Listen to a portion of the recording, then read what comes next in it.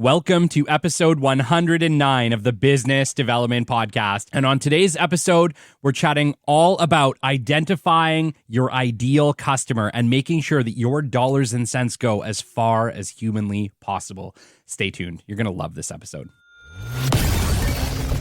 The great Mark Cuban once said, "Business happens over years and years. Value is measured in the total upside of a business relationship, not by how much you squeezed out in any one deal." And we couldn't agree more. This is the Business Development Podcast, based in Edmonton, Alberta, Canada, and broadcasting to the world. You'll get expert business development advice, tips and experiences, and you'll hear interviews with business owners, CEOs, and business development reps. You'll get actionable advice on how to grow business. Brought to you by Capital Business Development, capitalbd.ca. Let's do it. Welcome to the Business Development Podcast. And now your expert host, Kelly Kennedy. Hello, welcome to episode 109 of the Business Development Podcast. Thank you so much for joining us today. Today, I want to talk all about who is your ideal customer. How do we identify and make sure that our efforts are going in the right direction? We are 100% going to get into that today. But before I start today's episode, I wanted to chat about some highlights. First off, to everybody in Canada, happy belated Family Day. I hope you guys all took the day off on Monday and had an amazing time with your families, the people who mean the most to us in our lives. At the Kennedy household, we went skating. We did an awesome Canadian family skating trip, and our boys are just learning, so it was really fun. We busted out some hockey sticks and went at it, and it was a good time, and it was my very first family day with my baby boy, with my son, Jet, and it was awesome. It's awesome. I love being a dad. I love being a parent, and I'm happy that in Canada we get a day to really celebrate that. So I hope everybody had an amazing family day. To each of my amazing rock star experts out there, my rock star listenership, I hope you guys had a great day with your families, which is why we do all this, right? We do all this work to enjoy our lives. And so it's important that every once in a while we're taking some time and enjoying it with the people that we love. We had an absolutely amazing weekend. We crossed 130,000 downloads on Sunday. And on top of that, we had our biggest day on the show yet. 1,450 downloads on the dime in a single day, which I get at some point we're going to look back and be like, oh, 1,450 downloads. But today it's still a big thing. A year into the podcast, it's still pretty amazing. I still find it absolutely amazing that you guys are out there, that you guys tune in, and that 1,450 of you come and find us on a Sunday afternoon to listen to our podcast. It's absolutely amazing. I appreciate you guys so much. You know, to my listeners who this is your very first show, or if you've been with us from the very beginning, you guys are amazing. I appreciate the heck out of you. This show would not exist without your support, without you telling your friends and family, without you recommending us. And I know you guys are doing that because I get the messages all the time. And I love getting the messages from you guys. So for those of you who have reached out to me on LinkedIn, who've shot me a message, let me know how this podcast is helping you, helping your business, helping the business you work for. It's absolutely amazing. I appreciate it every time. It makes my day every time. And to any of you who want to connect with me on LinkedIn, I appreciate it. I love the messages. I love to be in relation with you. So feel free to reach out. Let me know how this thing is helping you. Let me know what we can do better and how we might be able to improve and help you in the future, because that's who this show is ultimately about. It's about you. It's how do we help you build your business? How do we make you the rock stars of tomorrow? And any little bit that I can contribute to that, I'm going to work to do, because that's the goal, right? We're always here to educate and inspire. And if we can educate and inspire, we are doing the right things. So thank you to all of our amazing listeners.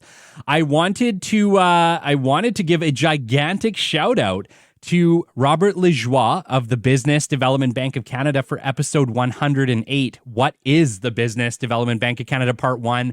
Robert, that was absolutely amazing. It was an honor to have you on the show to share your amazing journey with us. Such a long journey with the Business Development Bank of Canada, and such a great explanation of what is the Business Development Bank of Canada, which in Canada is something that I think a lot of entrepreneurs did not know, and now they do. And if you haven't had a chance to listen to that episode, go back one episode episode 108. It was a great explanation and interview with Robert Lajoie about his journey with the Business Development Bank of Canada and what they do, what they actually do, what they support, and it's amazing. And we have a part 2 coming up next Sunday. So tune in with us next Sunday to chat all about the Business Development Bank of Canada Part 2 advisory services with Jason Garner, where they're really going to go in depth about the services that the Business Development Bank of Canada provides. And it's also awesome.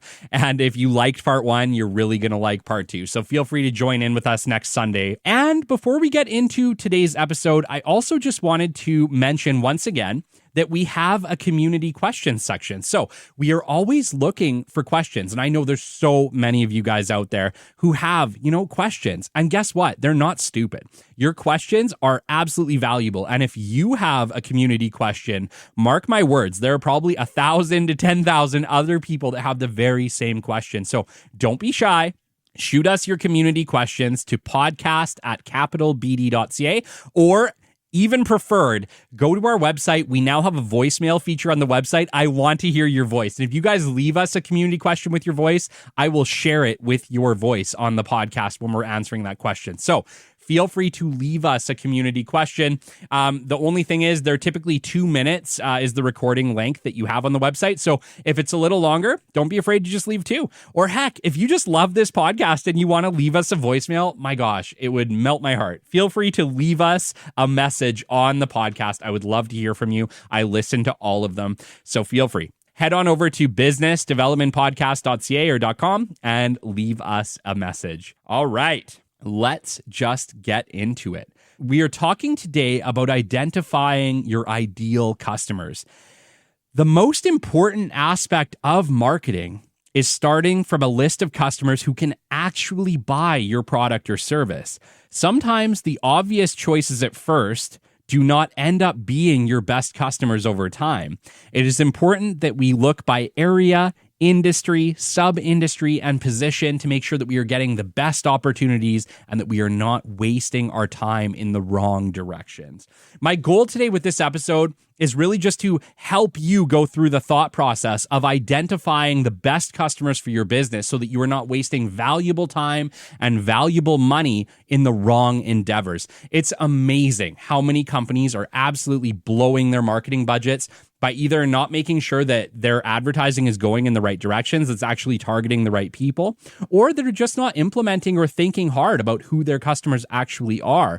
Because if we can identify them, we are just going to amplify our ability to be effective. And everything we do in business development is about being as effective as we can with the dollars and cents that we allocate to this position.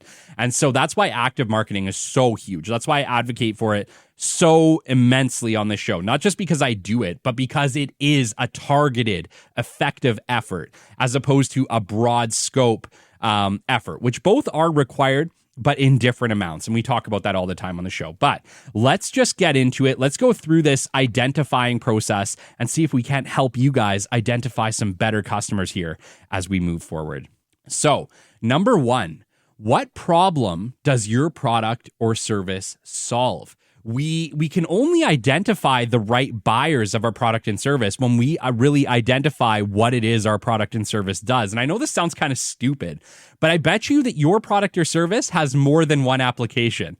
And most of the time, we haven't identified all of the applications that our product or service solves. For instance, if you make a product or service that is for the oil and gas industry, whether you're in the United States or around the world, your product or service might work for industrial manufacturing as well. It might work for, water treatment. It might work for chemical engineering. Like, the reality is your product or service that you design for one application might have 5 to 10 applications that it actually is effective in. And so if we can take the time and really think our way through this process, really identify every single application of our product and service, I think you guys are going to find that your target list or the industries that you serve is going to get bigger and bigger and bigger and bigger. And yeah, while it might take a little bit of outside the box thinking, it can be very, very lucrative for you over time. The funny thing is that most of the customers that we identify in the very beginning, when we are identifying target lists, don't end up being the best customers for the business over time. What I've found is that in every single organization that I've worked at, Sometimes the best customers weren't even identified initially. They became the best customers once we realized, holy crap, this product or service can work in multiple applications. And once we identified, oh, this might be the best application for it, you start to find that your customers, or the customers that you think that you were going to get, end up being completely different from the initial customers that you thought you were going to target. That's something that's really cool in business, and it happens all the time. And that's why businesses evolve, because the things and the customers that you think you serve, yeah, you might serve them, but you might find out that over time you serve a completely different list of customers. And so it's absolutely critical that we are keeping our minds open, that we are giving every single opportunity to every industry that we might be able to serve to make us more effective and to make you more lucrative over time. We have to identify who has the problems that our product or service solves. And so you can do this, in a room full of people. It's really great to do it in a group organization where you can sit down and have multiple heads in a room, multiple thoughts. Don't be afraid to take a survey. Don't be afraid to bring in all of your employees on this and sit down and just say, hey, this is what we think our product or service solves. Is there more to this? Is there more potentially that our product and service solves? And just have them submit suggestions, right? Like a big thought collaboration on this, and see how many voices you can get giving you ideas. Because like I said, over time, you might find that there are a lot more opportunities than you think. Now, the next thing that we need to consider is, okay, we've identified what our product and service solves. What else is solving this problem? It's important that when we hop into a space with a solution to a problem, that we also know about the other solutions to a problem. I think a lot of organizations also fall flat on this, and they don't actually understand what they are competing against. If you do not know what you are competing against, how do you know that your product or service is the best solution for said problem, right? We want to make sure that whatever we are bringing to the market has a great market fit, because competitive advantage and value proposition is very, very important from a marketing and business development standpoint. We really want to make sure that we are advocating for one of the best solutions available. And so we need to make sure that we truly understand how the problem is currently being solved so that we can explain why our product or service is a better fit than their current answer, right? And if you can't do this, you're going to be running up against a wall, because you need to be able to explain why you invented your product or service, or why your product or service is the best fit for said customer, and why it might be a better fit than their current solutions, right? There's nothing wrong with being number two. Number two eventually becomes number one everywhere. And so I always say, just getting your product or service in the door and being number two initially is okay. But you need to make sure that even if you're number two, that your solution has an advantage over number one, so that eventually it makes sense just to bump you up to number one. And then obviously, what's the important thing about being in number one? Once you're in number one, number two's gunning for you. And just like you were number two and waiting for that opportunity to be number one, somebody else is also doing the same. And so we need to make sure that even if we're in the number one space, we're constantly innovating. We're constantly figuring out ways to better solve that problem for our customer so that we can stay in that number one place as long as humanly possible. And then obviously number three, with regards to this, we need to make sure, what is your advantage and value proposition? What is it? We need to make sure that we are identifying what our value proposition and advantage is over the incumbent service or product, okay? We have to make sure that our product or service is the best possible option for our customers. And so we need to really identify, before we are figuring out where we fit, what is it that our product or service does? What is it about that product or service that makes it the best option for our customer over time, right? Everything we do is about being the best possible option, delivering the most value for our customer, solving that problem better than anything else can. That's where we want to be. And so it's really important that we understand the customer's problem, we understand what the current things are that are solving that problem for our customer, and we understand what is it about our product or service that does it better, okay? Number two, we need to understand, what industry does my product or service fit? Once we understand what problem our product or service solves, this is where we have that kickoff point to figure out, okay, what are the industries available? What industries does my product or service fit into? Okay, so obviously, when we're trying to identify what industry does my product or service fit into, we need to first off single out the top players in the industry. This is the easy job. 99% of business development people or marketing experts can identify, say, the top 20 or the top 30 dogs in that space. And like I said, these are great options, but remember, they also have lots of options. Everybody's gunning for these players. So to really single yourself out and be big in this space, it's going to be really tough. And sure, nothing wrong with that. And we should absolutely gun for these, and we do it all the time. But remember, your sweet spot may not be these big dogs. And so that's what we really need to identify is who are the industries that work for the big dogs who we also fit into. I think that most of you are going to find that your sweet spot for your product or service is not with the biggest player in your industry. It's actually with the players who service the biggest player in the industry. They're the ones that have most of the time maybe bit off a little more than they can chew, and they need that additional support to really meet those needs, right? And so what I've found at most industries that I've worked at, it's not the biggest players in the pond that we're after, even though we do go after them, and I advocate for it, and I absolutely think that you should too. The long shots are always worth it. But we need to make sure that we are also targeting industries who we have a high likelihood of success at. And that does tend to be the sub-industries in that space, the supporting industries. And this can be a wide range of industry. That's what's really cool about this.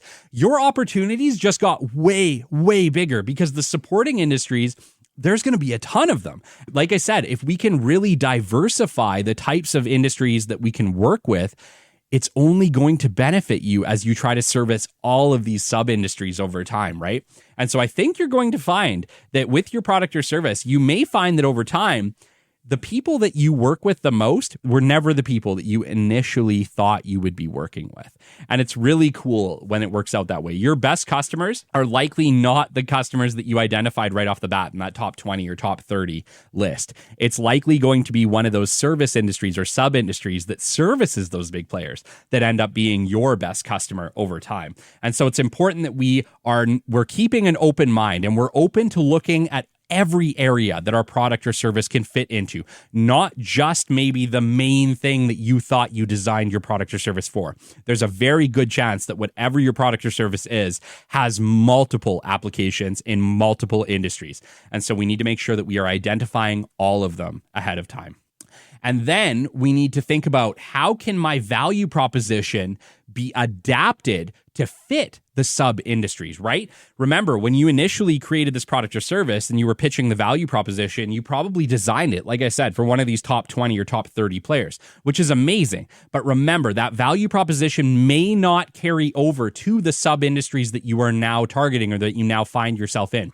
Make sure that you are thinking about what your value proposition is for each sub-industry. And yes, this might mean that you have 5 to 10 or more value propositions, okay? I know. I can see my BD people right now thinking, are you serious, Kelly? I had to come up with 5 to 10? Yeah, you might have to, because your value proposition is likely going to be different in every single industry that you serve. And this is amazing. This is a gigantic opportunity for your company. Don't listen to me here and think, oh my gosh, really? Think, oh my gosh, I have that much opportunity, because that is what the truth is. Your opportunity just expanded massively. And yeah, while that might mean that you need to make a new cut sheet for each industry to explain why your product or service fits for them, why it's a good option, you've just made considerably more money over time by adapting your pitch 5 or 6 times to fit various industry. So, value proposition. Make sure that we are thinking about how can we adapt our value propositions to fit these new sub-industry opportunities. Number 3, what areas do we compete best in? Okay, so once we've identified, what it is we do, how that solves a problem, what companies and what industries we can work in, now we got to think what locations work best for us, okay? There's going to just be likely areas that you fit better in, and I'm going to get into this. What areas do we compete best in? That is the question that you need to ask yourself now. Remember, you are never more competitive than where you are based. This does not matter. Whether you build products or whether you provide services, you are never going to be more effective than your home base location. It just, from a logistics standpoint, it's easier to provide products or services across the street from where you are than it is to go into the next city, next province, next state, and provide those services there. And while, yes, the goal over time is definitely to be able to reach far and wide, remember, you are never more competitive than where you are based. So we always start there. We always start in a place where we can have the highest competitive advantage. And remember, we need to ask ourselves, what advantage do we have the further from this home base that we get? And most companies, that advantage goes down the further that they are. Thank God we now live in a world where remote work is starting to become more prevalent. But if you are shipping or providing in-person services to various locations, it unfortunately does tend to mean that the further away from home base that you get, the less effective your competitive advantage becomes. Does it mean that you can't provide those services? No, you probably can still provide those services. But remember, your customer is looking at you and they're looking at the other people in the area that can also provide those services. And in another state, in another province, guess what? There's probably somebody there who can provide the same service or a close service at a better cost. And you guys know this. I talk about this all the time. Whenever we are talking about value proposition, what are we talking about? We have to be able to either save our customers some money or make them money. And you have to be able to show how are you going to save them or make them money based on your competition in that space.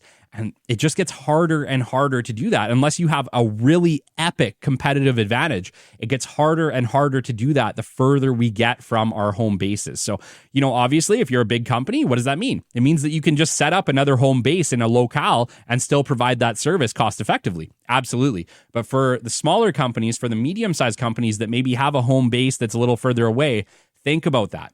Think about it. In your area, you are going to be the most effective. So that is probably where you really want to at least start marketing very heavily and targeting very heavily because you are just going to be the best in that space, in that area. The next question that we have to ask ourselves if we are going to start getting further and further away is, can we be as effective remotely? Remember, we don't want to be expanding so far that we can no longer provide effective great service to our customers, right? Nothing is going to kill your brand faster than if you start to offer subpar services the further away from your home base that you get, okay? It's absolutely critical that we can come to the conclusion, or at least that we're upfront about our effectiveness to the customer so that they can make an educated choice with regards to hiring your organization or hiring somebody locally. Obviously, we want to win as much work as we can. Obviously we do. We, as business owners, as business development people, our goal is to win as much work as possible. But it's also absolutely critical that we are not putting our companies in a bad or a negative situation where they cannot deliver on the services that we have now sold, okay? It's absolutely critical that we are thinking about the long-term success of our organization, of the organizations we work for, to make sure that we are not hurting, we are helping. And sometimes by selling services too far away, we are really negatively impacting the effectiveness of our organizations. And frankly, we do not want to be painting ourselves in a bad light. We want to make sure that no matter what business we take on, that we can be incredibly effective in that space, that we can deliver what we promised. And then heck, if we can over-deliver, that we over-deliver, because it is always best to be over-delivering instead of under-delivering. What's that old saying? Under promise, over deliver, right? Under promise, over deliver. That is just as true today as it was back then. And we want to make sure that we are doing that every single time. So let's make sure that as we are spreading out from that home base, that we are able to effectively service it and provide a cost-effective, advantageous service or product to our customers.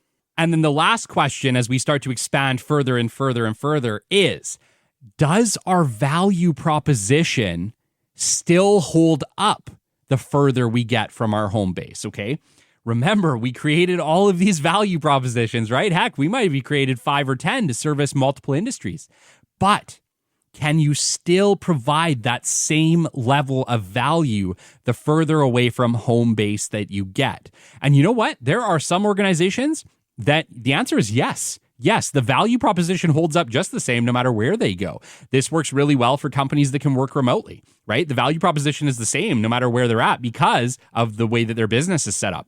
But if we are providing our services, our products across the nation, around the world, we need to make sure that our competitive advantage, that value proposition, it holds up. It holds up as we go further and further and further. So we need to make sure that we are evaluating the effectiveness of our services the further we get to make sure that we are still providing a value proposition that a customer can actually get behind, can get benefit from.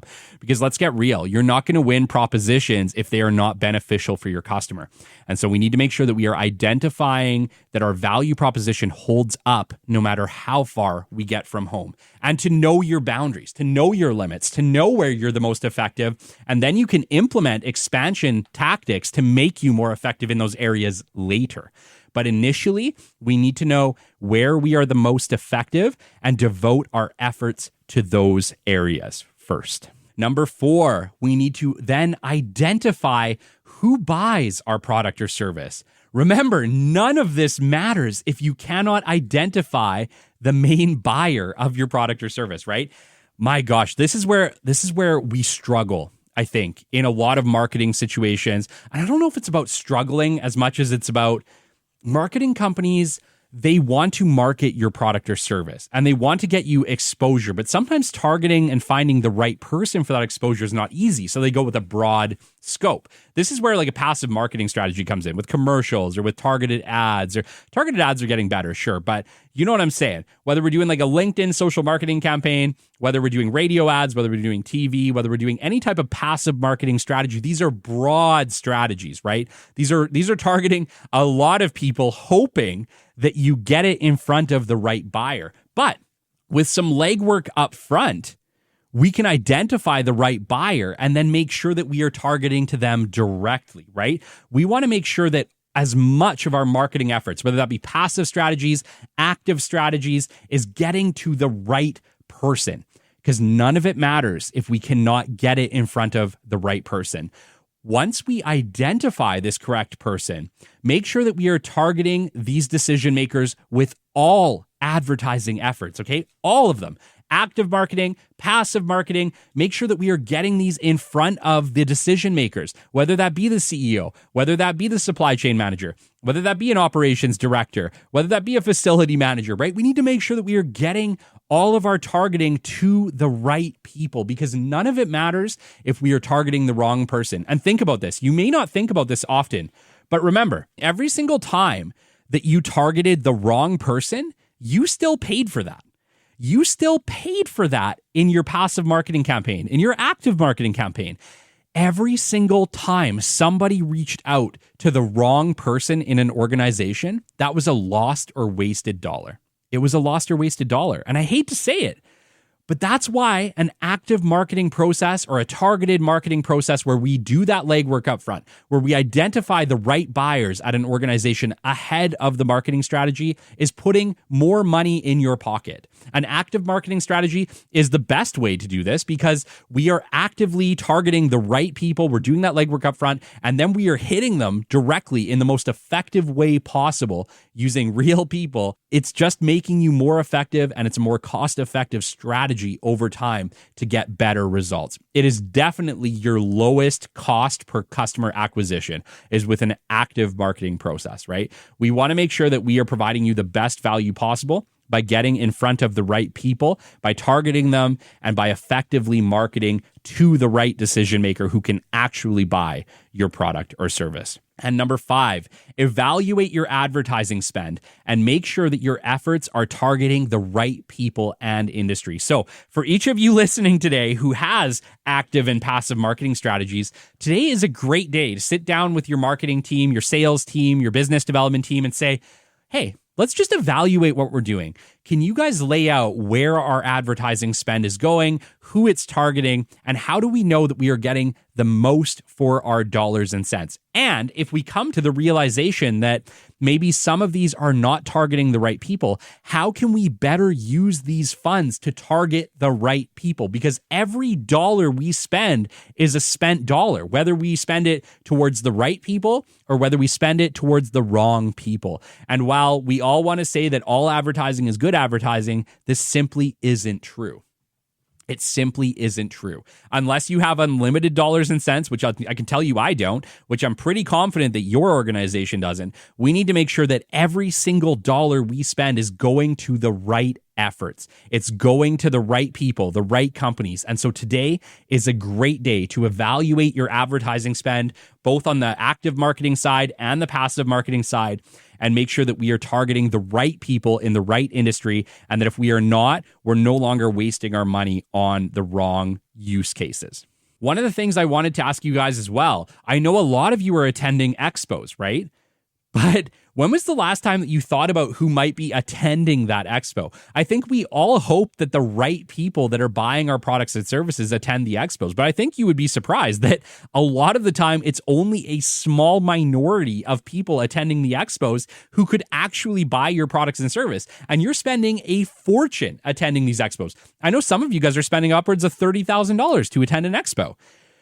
Next time before you attend that expo, I want you to really ask yourselves, are my buyers actually going to be there in a large number? Because if the answer is no, unless you are selling a small fortune with each product or service you sell, you are probably not going to recoup that money. And you need to ask yourselves, once again, are my advertising dollars going to the right thing? And so we need to make sure, no matter what it is, whether it's an expo, whether it's an advertising campaign, whether it's an active marketing process, a business development process, are we targeting the right people and getting the most for our money? Because let's get real, guys, costs are not getting cheaper. They're getting more expensive. And that doesn't matter whether it's your advertising, your personnel costs, you name it. You guys know it. These costs are going up and up and up and up and up. And I don't know about you, but I can't afford to waste my money. And I don't think you can either. And so let's make sure that every advertising dollar we spend is going to the right people, is getting you in front of the right people. Are our passive marketing strategies working? If not, we need to evaluate it. Are our active marketing strategies working? If not, we need to have a meeting with our team and see how we can improve them. Okay? We can't be wasting our advertising dollars because we only have so many of them, and they are the most important spend in our entire organization if we want growth. And so we need to make sure that we are utilizing a good mix of active and passive marketing strategies that get to the right people in a cost-effective way. And that brings us to the end of episode 109. Thank you so much for joining us. I just wanted to give a quick shout out here to the amazing sponsors of the Business Development Podcast. I want to single out Rodney Lover of At Work Office Furniture, Colin Harms of Hypervac Technologies, and Vince Phillips of Foresight for IT. These guys are amazing. They have been with us for a long time, especially At Work Office Furniture and Hypervac. They've been with us from the very beginning. And shows like this can't grow without support of sponsors and sponsorship advertising. And so I also want to just give a shout out to our listeners. Thank you so much for taking the time. I know none of us like listening to ads, but it is ads that help us to grow this show over time. So thank you for giving your ears for our sponsors. Thank you to our sponsors for choosing to sponsor with the Business Development Podcast. And we could not do this show without your consistent support. So thank you so much for getting behind us. And then shout outs for the week: Robert Lejoie, John Costello, Jordan Morgan, Al Jensitsky, Ted Box, Lori Nickel, Ross Hewart, Chris Taylor, Andrew Wren, Nathan Kolbaba, Jory Evans, Colin Harms, Rodney Lover, Vince Phillips, Richard Benedetto Jr., Fahad Khan, Yasushi Oki, Ben Hekatham, Carmen Labelle, and Marie Soprovich. Thank you for your consistent support and kind messages. Until next time, this has been the Business Development Podcast, and we will catch you on the flip side. This has been the Business Development Podcast with Kelly Kennedy. Kelly has 15 years in sales and business development experience within the Alberta oil and gas industry and founded his own business development firm in 2020. His passion and his specialization is in customer relationship generation and business development. The show is brought to you by Capital Business Development, your business development specialists. For more, we invite you to the website at www.capitalbd.ca. See you next time on the Business Development Podcast.